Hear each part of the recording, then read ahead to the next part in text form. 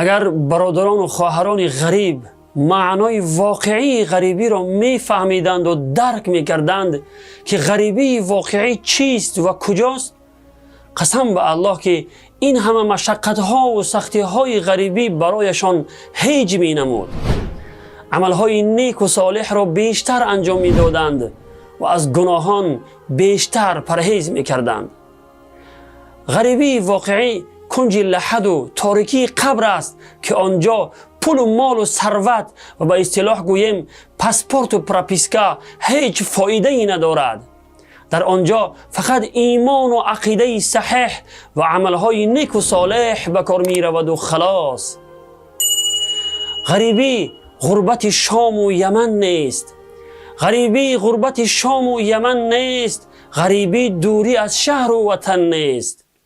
غریبی کنج لحد و زیر خاک است که آنجا جز من و اعمال من نیست.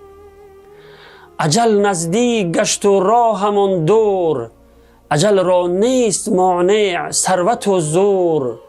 تو خود را از درون پاکیزه گردان که خواهد رفت زودی بوی کافور. دمی آخر که وقتی رفتن ماست، جدایی از زن و فرزند و دنیاست. زمان غربت است و ترس و وحشت، زمان خواب روی شانه راست. به زیر خاک و گل یا رب چه سازم، به سوی توست این دستی نیازم.